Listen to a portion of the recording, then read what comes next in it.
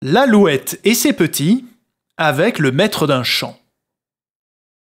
Ne t'attends qu'à toi seul, c'est un commun proverbe. Voici comme Ésope le mit en crédit.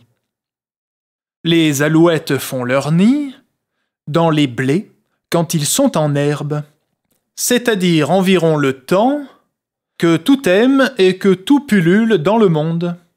Monstres marins au fond de l'onde, tigres dans les forêts, alouettes aux champs. Une, pourtant, de ces dernières avait laissé passer la moitié d'un printemps, sans goûter le plaisir des amours printanières. À toute force, enfin, elle se résolut d'imiter la nature et d'être mère encore. Elle bâtit un nid, pond, couve et fait éclore, à la hâte, le tout alla du mieux qu'il put. Les blés d'alentour, mûrs, avant que la nitée se trouvât assez forte encore pour voler et prendre l'essor.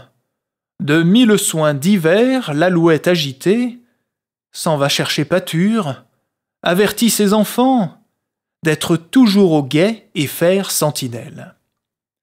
Si le possesseur de ces champs vient avec son fils, comme il viendra, dit-elle, écoutez bien, selon ce qu'il dira, chacun de nous décampera. Sitôt que l'alouette eut quitté sa famille, le possesseur du champ vient avec son fils. « Ces blés sont mûrs, dit-il.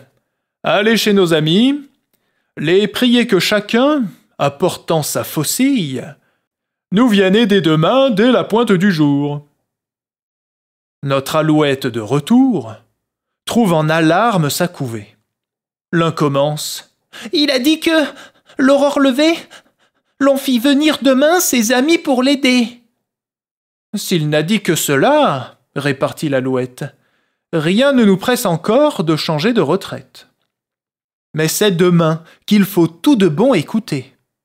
Cependant, soyez gais, voilà de quoi manger. » Eux, repus, tout s'endort, les petits et la mère. L'aube du jour arrive, et d'amis, point du tout. L'alouette à l'essor, le maître s'en vient faire sa ronde ainsi qu'à l'ordinaire. « Ces blés ne devraient pas, dit-il, être debout. Nos amis ont grand tort, et tort qui se repose sur de tels paresseux à servir ainsi lent. Mon fils, allez chez nos parents, les prier de la même chose. » L'épouvante est au nid plus forte que jamais. « Il a dit ses parents, mère, c'est à cette heure. » « Non, mes enfants, dormez en paix, ne bougeons de notre demeure. » L'alouette eut raison, car personne ne vint. Pour la troisième fois, le maître se souvint de visiter ses blés. « Notre erreur est extrême, dit-il, de nous attendre à d'autres gens que nous. Il n'est meilleur ami ni parent que soi-même. Retenez bien cela, mon fils, et savez-vous ce qu'il faut faire?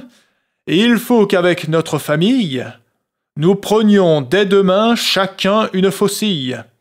C'est là notre plus court, et nous achèverons notre moisson quand nous pourrons. » Dès lors que ce dessein fut su de l'alouette, « C'est ce coup qu'il est bon de partir, mes enfants. » Et les petits, en même temps, voletant, se culbutant, délogèrent tous sans trompette. Jean de La Fontaine.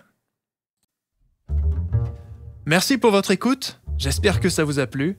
Abonnez-vous pour revenir me voir et laissez-moi un commentaire, ça me fait super plaisir de vous lire. Prenez bien soin de vous et à bientôt.